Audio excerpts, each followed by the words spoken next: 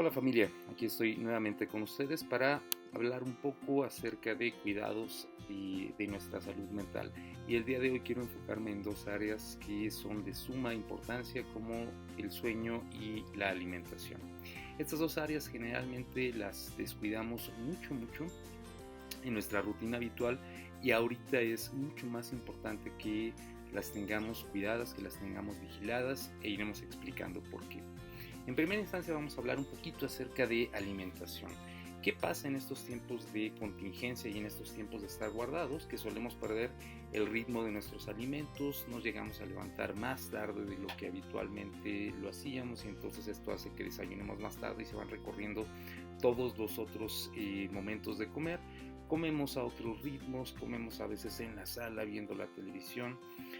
Se nos olvidan ciertas colaciones que a lo mejor sería conveniente tener, colaciones sanas por ejemplo, y buscamos otro tipo de comida, a veces para compensar un poquito toda esta situación de la contingencia y la ansiedad que produce, estamos buscando más carbohidratos y más tipos de alimentos grasosos y esto pues conlleva muchos riesgos. Además tenemos el refri muy cerquita de nosotros, cosa que no ocurre habitualmente y esto también puede traer ciertas consecuencias porque estamos yendo al refri a saltarlo con más frecuencia.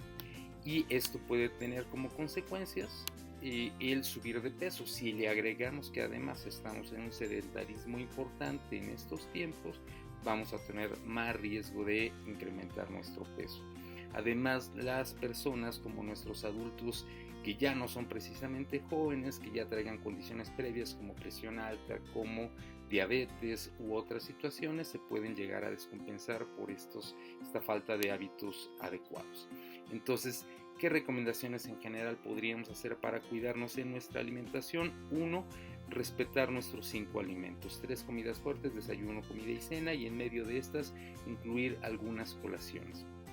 Tener un balance adecuado en lo que ya muchas veces nos han explicado que es el plato del buen comer, y esto implicaría que tengamos poquitas grasas y carbohidratos, una cantidad moderada de proteínas, de productos de origen animal también, un poquito más de frutas y muchas verduras junto con agua natural. Tratar de evitar refrescos y alcohol, y si vamos a hacer colaciones o refrigerios, tratar de que estos consistan en cosas sanas como fruta, o si se nos apetece un poco más de cosas dulces, pues a lo mejor galletas de avena o de fibra nos pueden ayudar.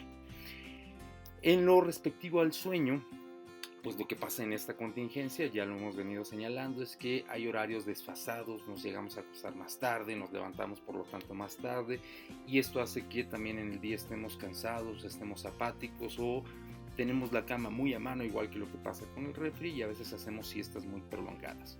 A esto le podemos agregar que estamos mucho tiempo en pantallas y en dispositivos, ya sea por trabajar o por estudiar o por estar en actividades recreativas como viendo series, películas o en los videojuegos. Utilizamos las pantallas muy tarde en la noche y esto finalmente le está mandando una estimulación a nuestro cerebro a través de la luz que emiten los dispositivos, y es como estarle diciendo al cerebro: mantente trabajando y no te apagues, no descanses. ¿Qué consecuencias va a traer esto en el corto, mediano y largo plazo? Pues que nos vamos a sentir cansados, vamos a estar descompensados. Sabemos que el sueño es una etapa importante de nuestro día porque ahí es cuando nos recuperamos tanto física como mentalmente, y entonces si no estamos descansados y no estamos recuperados, vamos a tener más riesgo de descompensación de nuestras enfermedades básicas, además de más riesgo de depresión o de ansiedad. Entonces, ¿qué recomendaciones podemos hacer? Pues ahora más que nunca tenemos que cuidar nuestra higiene del sueño, es decir, dormir con la luz apagada, en silencio, con las habitaciones ventiladas, con buena temperatura, con ropa cómoda. Hay que tratar de no abusar del café y otros estimulantes como el tabaco, como los refrescos de cola. Hay que tratar de utilizar los dispositivos de una forma regulada, limitada, con pausas, con descansos, y sobre todo respetemos muy bien nuestra hora de dormir y nuestra hora de levantarnos. Si es necesario, hay que poner alarmas para levantarnos temprano.